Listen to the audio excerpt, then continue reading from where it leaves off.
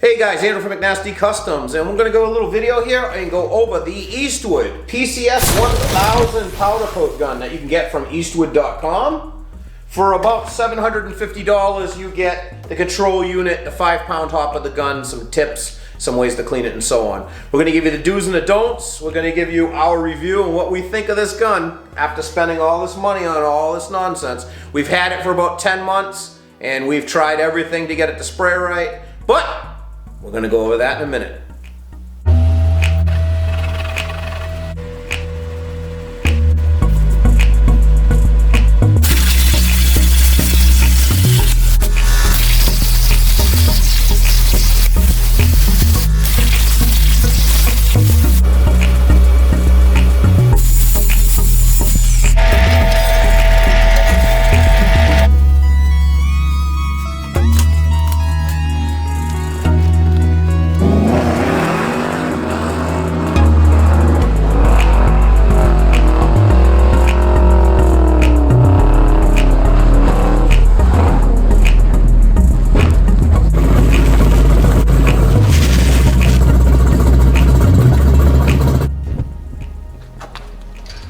Alright guys, so like I said, I'm going to give you the zigs and I zags and I twos and I fro's. That's what I do because that's what I knows about this powder coat setup here. And give you a little bit of insight on it and whether you should buy it or not. It's good, something that works out for you, something that you could use, something that you're going to side against, and so on. So, I bought a bunch of these 2-pound hoppers. You can buy them right off the site. 2 pounds, supposedly holds 2 pounds of powder. Stainless steel. Very nice canister. I think they're like $1.19 a piece. I don't know what I got here. 1, 2, 3, 4, 5, 6, 7, 8. I bought 8 separate ones, and they come with a little holder on the bottom, so you can actually set the can inside it and use it any way you want to use it. So it comes with those. I don't personally use those. It comes from the factory or from the kit with this 5-pound hopper here, which I've had a very hard time trying to get this 5-pound hopper to work. So the 5-pound hopper is grounded in the backside, which you see it right here, it's grounded into where the air line goes in. None of the smaller versions are grounded. Only the 5-pound hopper is grounded, and it has a fluidizer. That's what this line in the back here is going into the back of the pot, is a fluidizer to fluidize the powder on the inside. So the fluidizer is super tough. It only works on a 5-pound. It's super tough, and it barely, I don't even know what to tell you, man. I don't know if it works or it doesn't work. All right, you know what? Let's just start with the beginning of the gun. The gun itself sprays pretty decently with some powders. And some powders, like heavier powders, I haven't figured out exactly what powders yet, it doesn't spray good at all. No matter what you do as you're spraying, you gotta constantly grab the canister with one hand and shake it. And then spray, spray, go back, shake it, spray, go back, turn up your air pressure. Okay, so the actual system itself has a fluidizer and it has your air pressure. Here's your gauges for each and your knobs for each. It tells you what direction to turn them in to reduce or to add pressure. This is your voltage, which is very easy to turn, very easy to adjust, and obviously your on-off switch. That's it. That's everything that you have to control this unit, other than the gun, and you have obviously just your trigger. That's all you have. The tips are very easy to change. Or clean from color to color. You just unscrew this front tip, and then it's a 2-piece tip from this point forward. You can actually take the tip out, and then you can blow this all out, clean it out, change your color, and boom. Other than cleaning the long line, that's all you have to clean when you're changing colors on this gun. So take this, unscrew it, pull your 2-piece tip apart, blow it out with air. I take the air nozzle and I actually put it inside the tip of the gun when it's apart and blow everything through this rubbery line they have here. That's all you have for adjusting. The fluidizer only works on this 5-gallon canister. That's the only thing it works on, obviously. So your air comes in the front here, and they give you super short lines. Why the lines are so short? This is how long the air line is. This is as far apart as you can move this thing, which is surprising. So you can see down the bottom here, we have our fluidizing air coming in. We have the canister grounded. On the top, we have our regular air coming in, our gun air. And then we have it pressurized gun. So this hose goes down, around, and comes back to the gun itself. And then we have an overflow. For some reason, the 5-gallon has an overflow, and none of the small ones do.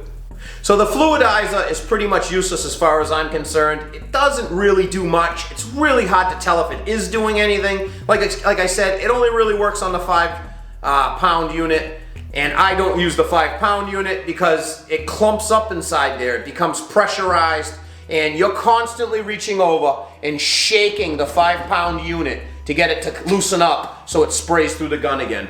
And it's just not ideal at all. The small ones are the same thing. They don't have a fluidizer, and it acts exactly the same way. It's like at a certain point, the powder cakes up or something in here. You gotta keep shaking it, and then sometimes you can get a spray out of it for 20, 30 seconds. Sometimes you get a minute out of it, and then you gotta kind of go back, shake it again, shake it again, shake it again. So if you're doing large pots, you are going from the gun, shaking, from the gun, shaking the hopper. It's kind of a pain in the rear end. Some powders are much better than others. So I have certain companies' powders, certain colors and so on. This orange must be a lighter color. Somehow it just sprays much nicer and much easier with a lot less touching the canister and moving it around. So as in filling the canisters, the 2-pound hopper, I think I got it figured out at roughly, you can't put much more than 1.4 pounds in it. At 1.4 pounds, probably brings it up to about the bottom of the hot coat here. That's when it's a full level. And that's about it. If you do any more than that at all, if you think you're putting 2 pounds of powder in there, you're mistaken. If you put any more than that, when you put the air pressure and you turn this thing on very low, it just will poof out of the end of the gun. It'll just, huge globs of powder will just poof, poof, poof, constantly out of the gun, until it's down to that level where it starts to recognize itself. So it has a very hard time regulating the air pressure.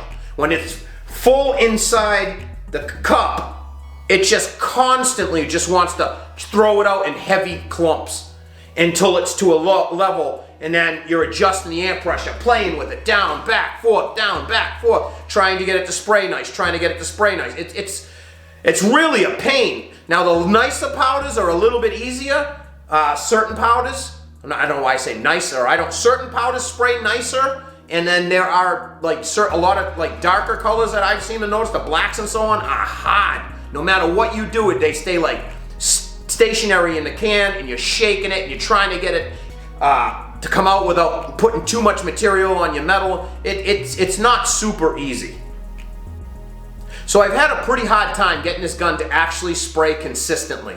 This gun does not spray consistently no matter what you do, whether you use the 2-pound, 5-pound, you use whatever air pressures. I have an external air pressure regulator on the back of this box. So I have pressured air coming in, and I regulated it again, trying to get this thing to be spot on, and it's just all over the place depending on what is in the cup.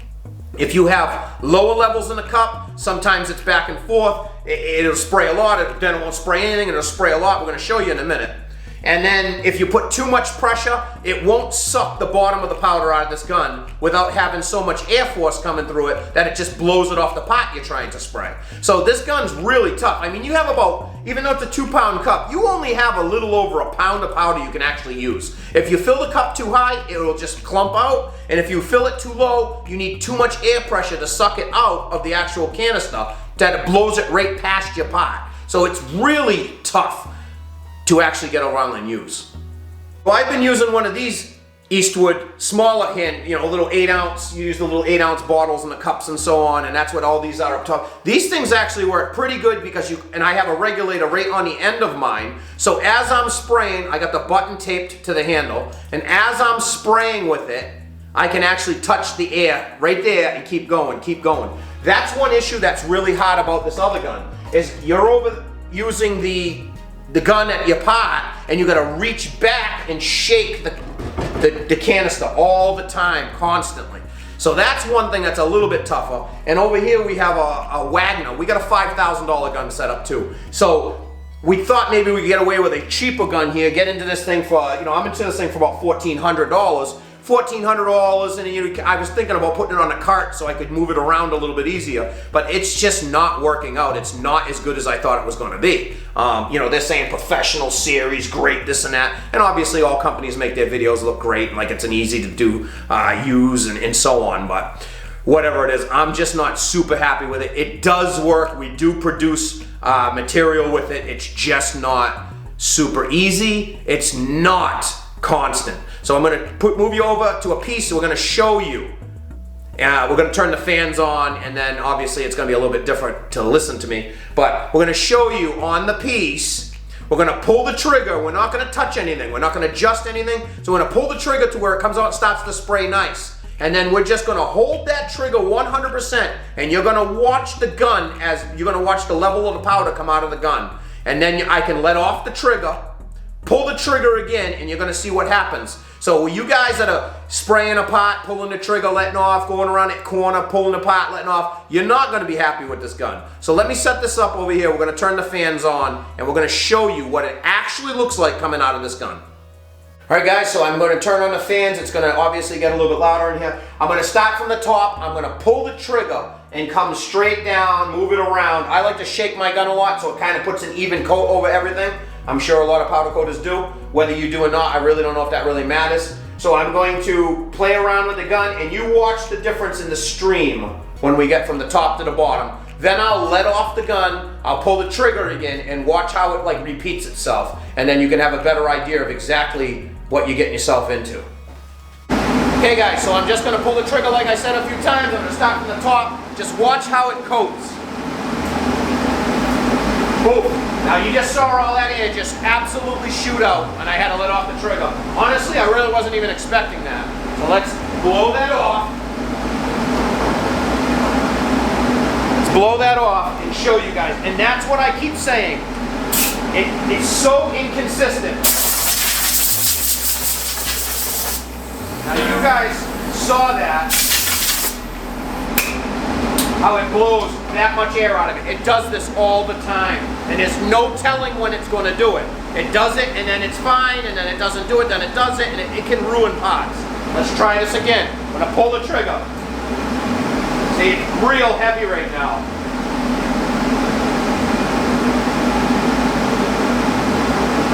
I'm not letting off. Now at the bottom, look at this.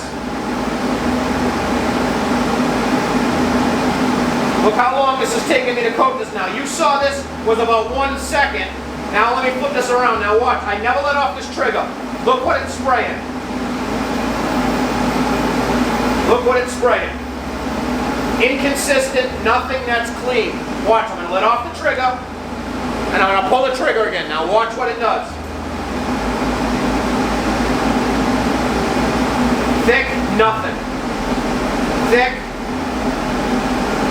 And here we go, we're back down to nothing again. I'm going to let off the trigger, and I'm going to do this top area again. It's going to burst out, and it's going to slow down. There it is, thick again.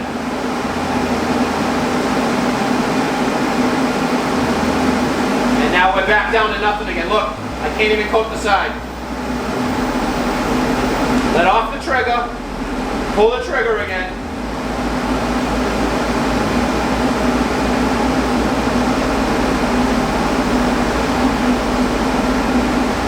Now we're slowed back down, we can't even cover anything again. Look at that. So we're back to not being able to cover anything. Let off the gun, pull the trigger.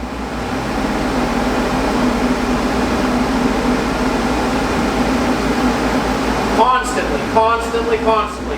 You don't know. Now you don't know if you've got a part that's completely covered or not. So you got to go over it. I can see tiger stripes in it. You got to go over it and over it. And that's why I shake the gun. Alright guys, so here we are again on piece 2. I just turned the air pressure up 5 psi to see if that changes anything. So we're going to do the same thing. We're going to pull the trigger and then we're going to let off. We're going to try to coat this thing. So this is a piece number 2 with the same hopper. That hopper has about, so it's a 5-pound hopper. It probably has about 3.5 pounds in it right now. So here we go, spraying pot number 2 with 5 psi more. Let's see what happens. Pull the trigger. There it is. It's starting to spray.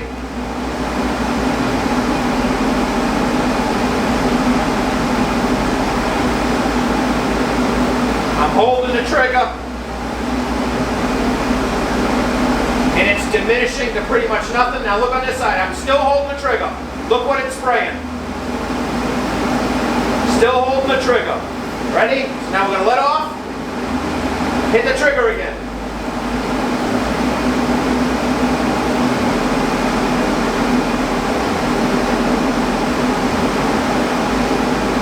I'm still holding the trigger, still holding the trigger. We're losing our pressure again. Watch this. There we are again. Look at this. Let off the trigger, pull the trigger again. Now watch.